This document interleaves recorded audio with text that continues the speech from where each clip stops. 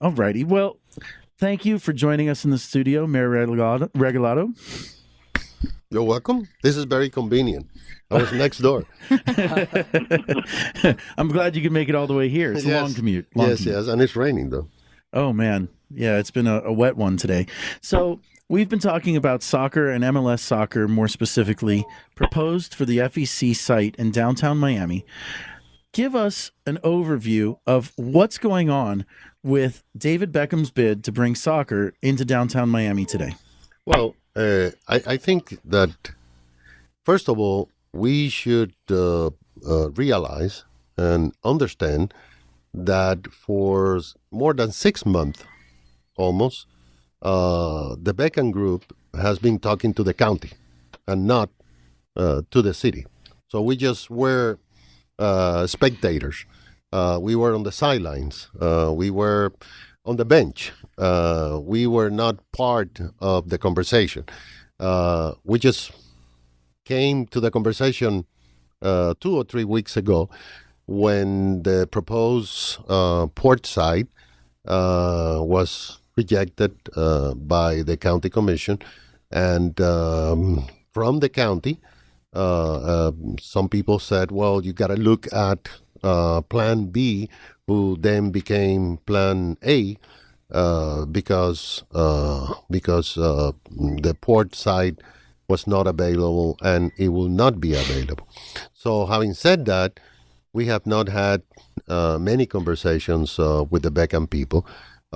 We just told them the first and one of the few times that we met that we feel that is precious land from the residents of Miami, and they have to make the decisions. At first, there was no discussion about any referendum, but we always said that if any city land is involved, it has to be a referendum, because we wanted to use this issue to show the people of Miami that the city of Miami has learned to do business and not repeat the mistakes of the past with the Marlins deal that was horrible for the residents of the city of Miami. So eventually, they did agree with the referendum, but we have not talked to them about money. The only numbers that had been thrown into this conversation was from the Beckham people. And they came up with, we could pay $500,000 in money in lieu of taxes or rent a year, and the Miami team said that's unacceptable, and we are very, very far apart, because not because we could build a condo on the slip, but because this is the last piece of waterfront property that the city of Miami owns. So think about this. In 1997, the city of Miami sold to the county the land where American Airlines Arena now stands for $38 million. All right. 2.3 or 2.5 million an acre. So now, in 1997, downtown was like a ghost town. I know. I attended high school in downtown Miami from 1992 to 95. Okay, but you got to go home. You had to go home early because it closed at 5, right? They told us to do that, but I never was good at doing that. Okay, well then you are an adventurer. But the fact of the matter is that we know that this land is very, very, very valuable, and the people of Miami eventually would have to decide whether or not they want to lease this land. We are not going to sell it, of course, not to the county or to them. We feel that the people of Miami should enjoy the revenues throughout the years for years to come. But to answer your question, there's no deal yet. I guess that we will continue the conversations with the Beckham Group. We would like to have a stadium in the city of Miami. They do not want to look at the Orange Bowl site just yet, but at the same time, when they came in, their only and first option was the Port of Miami. Then, the Port of Miami was formerly owned by the city of Miami, right? And we had a reverter to the county, and we had a reverter, right? And there's a reverter clause, right? And it was reported that you said you would activate it if they attempted to put a port stadium in. Correct. And the reason that we said that is because at the time, the city of Miami just wanted to be part of the conversation because no one had talked to the city of Miami. And we needed to be part of the conversation because what they were saying at the time when the port was plan A was, oh, don't worry about it. People would park in downtown. They will walk to the port, and... Obviously, they've never seen people dash from their car to their office and say that it's too humid because it's Miami. Yes, that's correct. Obviously. So that is why we said at the time, listen, the city of Miami has a reverter clause, and we can exercise that clause. But of course, had the county commission voted in favor of the port, what we would have done, I guess, is that we would have asked the county to give us a seat at the table so we know, parking issues and, we get some revenues or whatever is the case. Well, there's a big issue with filling in any land that's submerged. A big issue that you have to deal with both the state authorities and federal authorities. You have to deal with the Inland Water Management District, which oversees the Intracoastal Waterway. You'll have to deal with the Army Corps of Engineers, possibly the EPA, DERM, and several other organizations. No, not possible. How long do you think it would take for a group like the Beckham Group to obtain the necessary higher government approvals? Because we're talking about a project that would need to go through all 4 layers of government. About 2 years. You think 2 years just to get the permits? Yes. And that's because I'm saying 2 years because that's if it goes well. That if it goes well. There's going to be lawsuits, of course. There's always lawsuits, but the permitting process is about 2 years. That's exactly what it takes when you do a work of this magnitude. What it took for the Flagstone people in Watson Island to do the mega yacht marina. Okay, you have to do. But that was just a marina. No, but it had the same components. The Bay Bottom, Army Corps, Coast Guard, DERM, State of Florida, City of Miami, Miami-Dade County, DEP, South Florida Water Management. Like you said, layers and layers and layers and layers of government. But it would take, if everything goes well, it would take like 2 years. Okay, and that's if everything goes very smoothly. There's no challenges. Right. I don't know if you've heard, but there was a group called Carl Morphologic that said, "Oh, well, if you just put a artificial reef, everything would be great in Biscayne Bay." Did you hear about this group? They went underwater and took some videos showing the coral and the existing marine life in the slip. Right. Do you have an opinion about that? Because to me, it seems a little bit dubious that you have somebody out there saying, well, we could just certify that this is going to be environmentally okay if you put something man-made into the bay. Well, the slip was man-made, and the slip was sold to the city of Miami by the state of Florida. Okay. In 1949, I think it was, for $15. Well, that's a good deal. That's a good deal.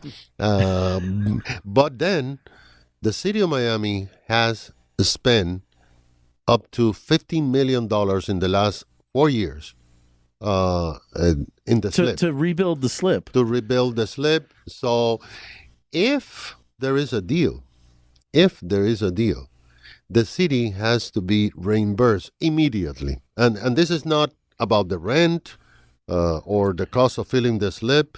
So the city Because has to there's other deals in place. Like we spent $15 million, but we didn't spend it all from the city of Miami's coffers, correct? $2 million were a fine grant from the state of Florida. So we have to give back that money to the state of Florida should the slip be filled. But according to IRS rules, because it was bond money, the city of Miami must be reimbursed immediately before we start the whole permitting process. So there are many hurdles, and I think that the Beckham people understand. I think that they understand that in South Florida is different than any other cities because the Marlins Stadium poisoned the well, and it tainted every sports deal that anyone wanted to do in South Florida. Well, Walmart's attorney, the former mayor, Manny Diaz, created or basically enabled that Marlins deal. And now he's saying this is a bad deal for the city. What do you think of that? There's been some letters sent by urban planners like Duane Platter-Zyberk, who created Miami 21, along with former Mayor Diaz's administration. Do you think that Manny has a point here? Well, I think he's 7 years late because had he said this, and that we need the view of the bay 7 years ago, he would not have pushed to give the free land to the Museum of Science and the Museum of Art, which, by the way, are blocking the view of the bay big time. And the land was given free to the county that in turn turned around and gave it to these trust. two cultural institutions. That is true, although you have to pay to go, right? Well, there is a free day, I believe. It's a free day, like the children's museums and all that. But my point is that I don't think that Mayor Diaz has the moral standing to talk about any deals that had to do with sports in the city of Miami, because he single-handedly built the Marlins Stadium, which has been said to be the worst deal that any city or county or state have done with Major League Baseball. And by the way, they're right, because now we know up to this date, we have not been able to rent the retail space on the garages because the Marlins control the space on the garages. And we're trying to make a deal with a vendor, but if we want to rent some space to the vendor, we're going to have to rent the parking, pay the Marlins for the parkings that we build for the Marlins for free. That we're absorbing the tax hit on, exactly. And etc. So it's. No, I agree. I think Mayor Diaz wants to be relevant, but I think it's. I don't think I would respect Greg Bush. I would respect people from that had been fighting. That sue the city because of the museums and blocking the view. I respect those people, but I can't say that to me that's important. The important thing is that the people of Miami get to vote on a referendum. So we're going to take a very short break and be right back with City of Miami Mayor Tomas Regalado. This is the Only in Miami show, and I'm your host, Grant Stern. You can find us and our special webcast online at www.onlyinmiamishow.com. Again, that's www.onlyinmiamishow.com.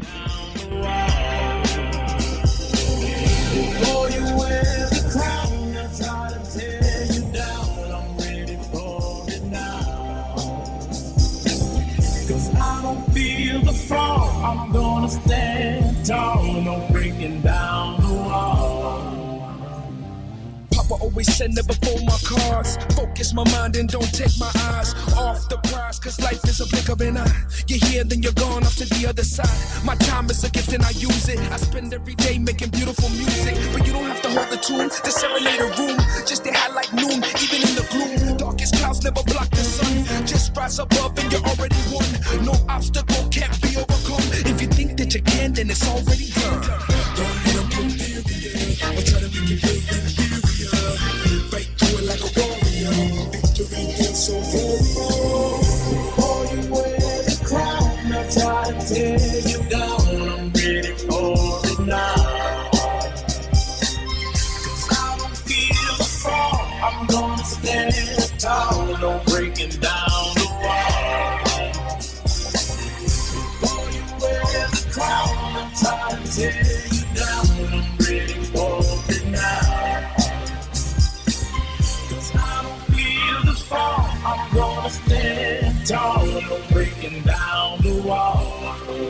Welcome back. This is the Only in Miami show, and you can find us online on this special webcast at www.onlyinmiamishow.com. I'd like to thank our underwriting sponsor, Morningside Mortgage. So we're here with Dalia Lagoa of the Miami Waterfront Alliance, Brian Corey of Southern Legion, and Mayor Tomas Regalado of the City of Miami. Thank you to all of you for joining us tonight. Thank you. So, we're here to have a little dialogue about what's proposed in the FEC slip. Dalia, please tell the mayor why you're opposed to filling in the FEC slip. Well, for me, and I'm a downtown resident, but I think I speak for all the residents of Miami that like open spaces. I think part of creating a community is creating spaces where the community can share experiences. And I think that's one of the major things the park brings. I think the slip brings water all the way to the edge of Biscayne. I think it provides a long walkway along the water. I see dolphins play in the bay all the time, and I see them come into the slip. I've seen manatee. So there is life. It's one of the nicest things about Miami is a relatively clean city with a clean bay, and you see the animal life, and that makes you feel connected not only to nature but to the community. And Brian, why do you think that a stadium in the FEC slip is a great idea? Well, I'm also a downtown Miami resident, and when this proposal came up, I looked at it and I saw that it was beneficial to the people of Miami. I think a lot of people haven't taken the time to take a look at the proposal to see that it's better than the park that's there now. And I think that it's still in the very early phases. And a lot of people are trying not to hear it, which doesn't make a lot of sense since it's a potential opportunity with $250 million investment with an international icon who wants to come in and improve the city. Now, Mayor Regalado, one of your signature projects has been the restoration of Miami Marine Stadium on Virginia Key. How do you think a stadium in downtown would impact, yet another stadium, would impact the Miami Marine Stadium project? I don't think it will. I'm happy to report that the governor today signed as a law the bill that was passed by the state legislature of awarding $1 million to the Miami Marine Stadium.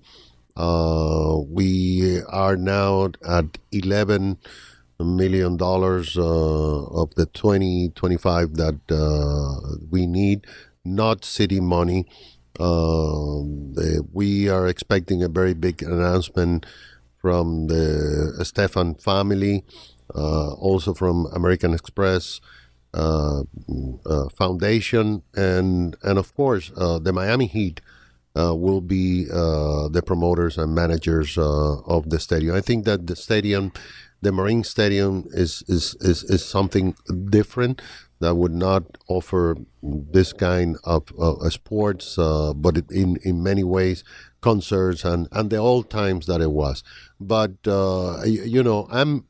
I'm glad that there is a neighbors alliance in downtown Miami, because it wasn't there when the whole discussion about the future of Bicentennial Park was done, and when two museums were built. of course, by the way, beautiful museums, a spectacular museum, but tall buildings that block the view of the waterfront.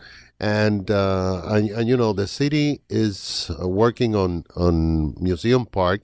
We don't have the money that will be needed to make a Millennium Park or Central Park, but it's going to be a very decent, good park. One thing that I'm glad that there is an alliance of residents in downtown that whether or not the stadium is there in the future, whether or not the city does a deal, whether or not the voters of Miami approve or disapprove, they should fight for Parcel B. Parcel B was always intended to be a park, and that's the county's responsibility. Well, now that Museum Park is done, there will be a linear walkway that takes you right to Parcel B, so you can walk right there. Mm-hmm. But when you get to Parcel B, what's going to happen, Grant? Well, right now there's not much. I don't think you're allowed to even go there. Exactly. You're not allowed to go into. So my point is that in 1997, when the city of Miami sold the FEC property to the county for $38 million, Parcel B was dedicated to be public space, to be a public park open space built by the HEAT organizations and Miami-Dade County. It's been how many years? 1997. Well, a lot of years. Quite a few years. And nothing has happened. So that's why I'm happy that if the stadium is not in the sleep, then the Alliance will go to the county and say, it's your time to build the park. My probably last question is, why is it that our public officials are forced to spend so much time on sports projects? Why is it that the sports teams seek out the public officials first? Hey, I didn't bring Beckham here. Oh, I know that. But why is it? I mean, in general, it's not just you. Like I said, Mayor Jimenez is probably his real estate agent now. Yeah, but we've been on the sidelines, the city of Miami, for 6 months. No one talked to us until three or 4 weeks ago. So they really just ignored the city of Miami. So it's okay. I mean, it's okay. Like if they want to build it in Tropical Park or whatever. Wouldn't the city be in a better position to help with infrastructure if, say, it went into the Genting area where there's already transit, the water's nearby, and all of those things? Yeah, but it's all about money. Yeah. Show me the cash. Price tag is a little different. The price tag is huge. Although, I want to say... So billionaires can't afford that? You're saying that Miami's not affordable for even billionaires now? No, I hope that they do. But as a matter of fact, the first time that I met with the people, I suggested that and said, no, we cannot afford it. Well, if we start filling in land, where does that actually stop? I'm glad to get one more question in, but where does it stop? We used to dredge, fill, canal, throw the Australian pines in there, and good luck.